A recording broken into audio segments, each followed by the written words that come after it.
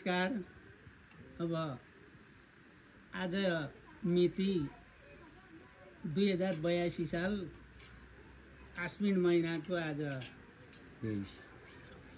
23 गतेका दिन, आश्विन महिनाको आज 23 गतेका दिन हामी वयोवृद्ध 2-4 भाइ जम्मा भएर आफ्नो घर दैला अगाडि भगवान् उपन्नेश्वरको मन्दिर भएको कारणले बाँकी समय फुर्सदको समय किन खेर फाल्नु भनेर अनि हाम्रो प्रतीक्षा देवकोटा एकजना विद्यार्थी बहिनी हुनुहुन्छ।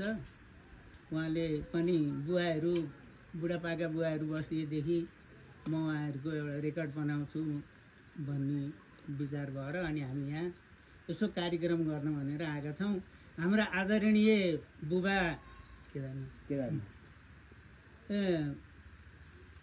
रसुवा जिल्ला कालिका 5 कालिका 3 निवासी सबभन्दा वयोवृद्ध बुबा, लगभग 92-93 वर्ष पुग्नुभएको।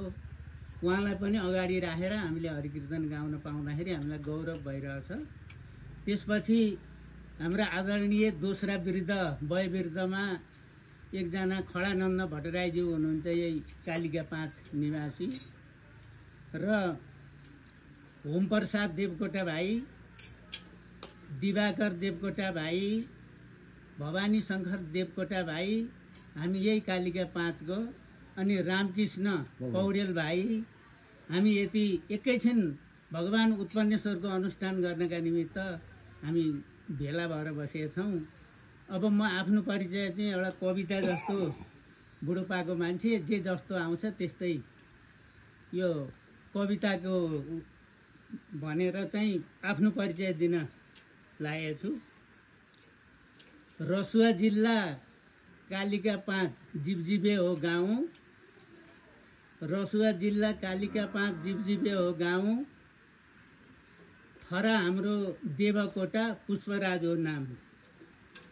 पढ्न गुन्न सकिएन खेती किसान गर्छौँ। सिलो शास्त्र जे परे नि, नाचगान भजन कीर्तन जे परे नि त्यसमा अघि सर्छौँ। नारायण गाउँ हरि कीर्तन,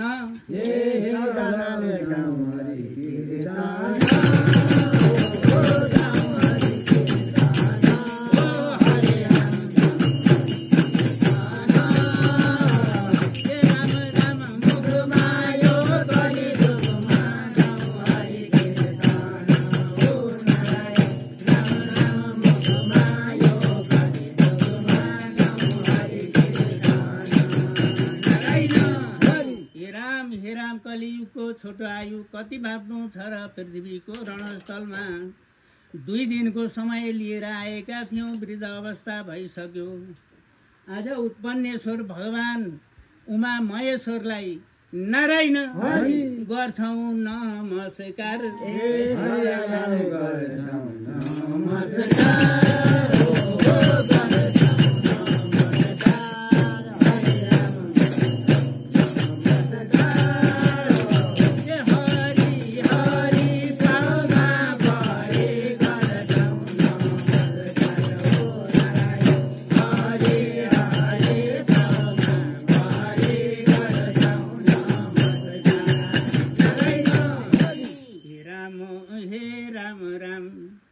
उपन्नेश्वर महादेव, थुम्कीका ज्वालेश्वर महादेव, ज्वालामुखी देवी, रुसे पानीका महाकाली देवी, कोटेश्वर महादेव, बागेश्वरी माता, राजेश्वर महादेव, कपिलेश्वर महादेव, सम्पूर्ण राष्ट्रका पिता पशुपतिनाथ, श्री गोसेकुण्डका नीलकण्ठ महादेव, फिकुरीका महादेव, दुप्चेश्वर महादेव, यी सारा 33 कोटी देवताले रक्षे गरून्।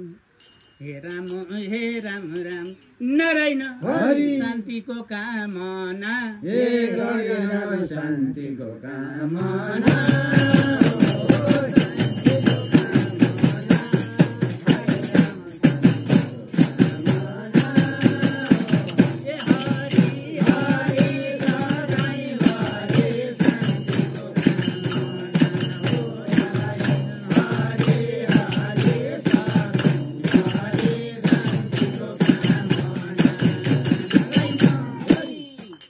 हे राम यो नेपालमा अहिले रक्तबाडी भेल चलेको हुँदाखेरि हामी वृद्ध सबै बालबालिका युवा युवती सम्पूर्णको कामना छ देशमा शान्ति कायम होस्।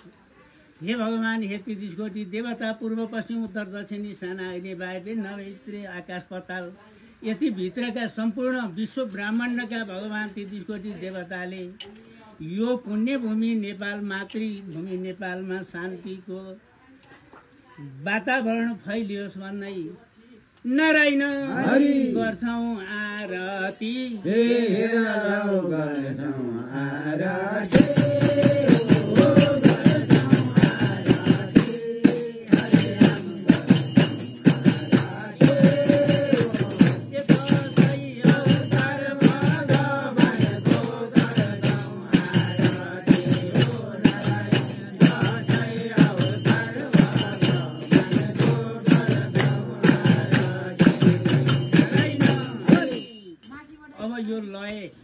लाई स्थगित राखेर अर्को आरतीको लय चाहिँ छुट्टै खालको हुन्छ। अब हामी सुरु गर्छौँ।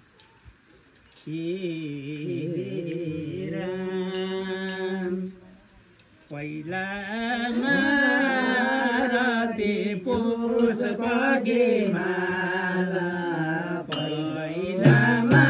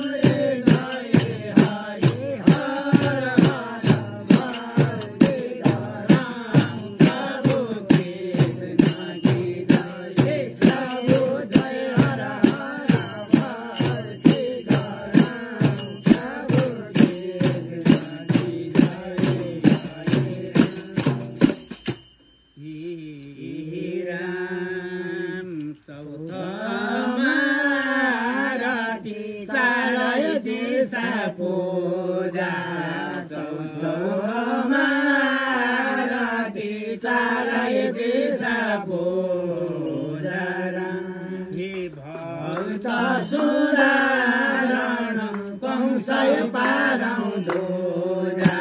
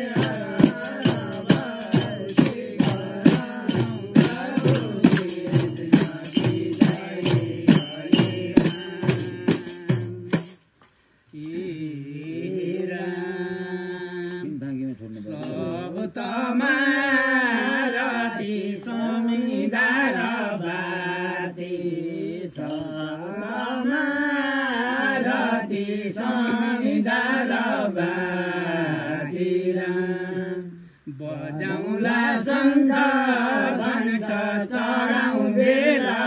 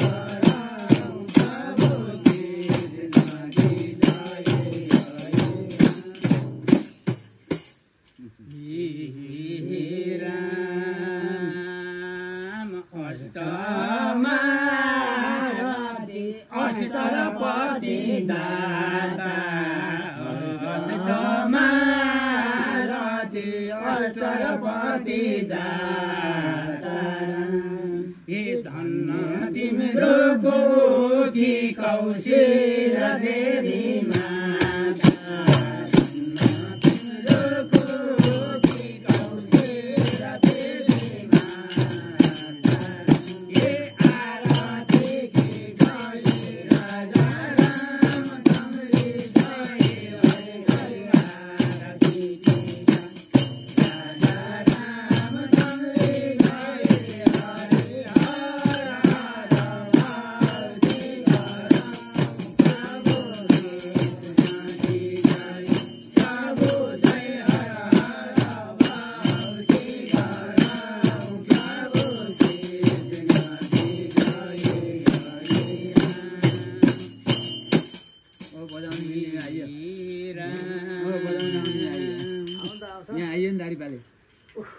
नवमा रति नभई नदी गङ्गा नवमा रति नभई नदी गङ्गा हे हामीलाई छुटाऊ प्रभु ये नगरे भन्ना हामीलाई छुटाऊ प्रभु ये नगरे भन्ना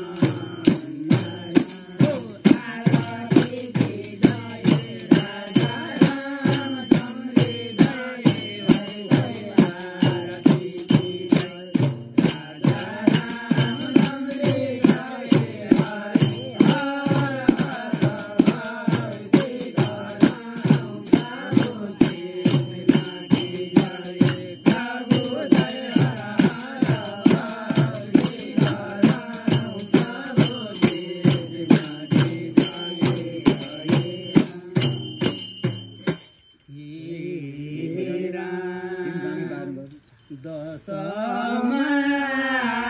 हरि दशरथ पिता दशरथ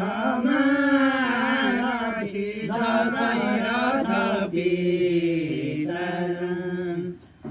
धन्न तिम्रो गोगी कौशिला देवी माता धन्न तिम्रो गोगी कौशिला देवी माता हे आरती की जय राजा राम चन्द्र जय हरि हरि आरती की जय राजा राम चन्द्र जय हरि हरि हर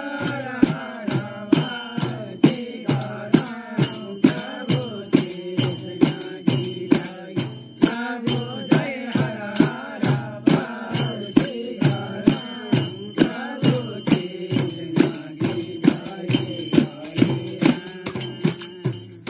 उत्पन्नेश्वर महादेव की कालिका माता की ज्वालेश्वर महादेव की सम्पूर्ण हामीले आह्वान गरेका देव देवता की हरिओम। आज यहाँ उत्पन्नेश्वर मन्दिर अगाडि बरपिपलका बिरुवाहरू सारिएको थियो। यहाँ अचानक एउटा पिपलको बोट चाहिँ जीर्ण भएर गयो। त्यस कारणले आज फेरि पुनः अर्को पिपलको बिरुवा स्थापना गर्ने हामीले विचार गऱ्यौँ र यहाँ एकजना हाम्रो वयोवृद्ध प्रानन्द भट्टराईजी बिरुवा समातेर बस्नुभएको छ र यहाँ भगवान् लक्ष्मीनारायणको यसो मन्त्र पढौँ हामी। हरिओम हरिओम शान्ताकारं भुजगशयनं पद्मनाभं सुरेशं विश्वधारं गगनसदृशं मेघवर्ण शुभाङ्गं लक्ष्मीकान्तं कमलनयनं योगिविद्यानगम्यं वन्दे विष्णुं भवभयहरं सर्वलोकैकनाथकम् ओम सशङ्खचक्रं सकृतकुण्डलं सपीतवस्त्रं सरसीरुयेक्षिणं सारवस्त्रं स्थूलकस्तुवस्त्रं नमामि विष्णुं शिरसा चतुर्भुज। हरि ओम मङ्गलं भगवान् विष्णु मङ्गलं गरुडध्वज मङ्गलं पुनरीकाक्षे मङ्गलाय तनोहरि नारायण। हरि ओम हरि ओम हरि ओम हरि ओम। अब बिर्से घर चक्क बिहे गर्ने बेला चाहिँ चक्कै गयो। बिर्सिनु पनि अब कति कति राम्रो भयो।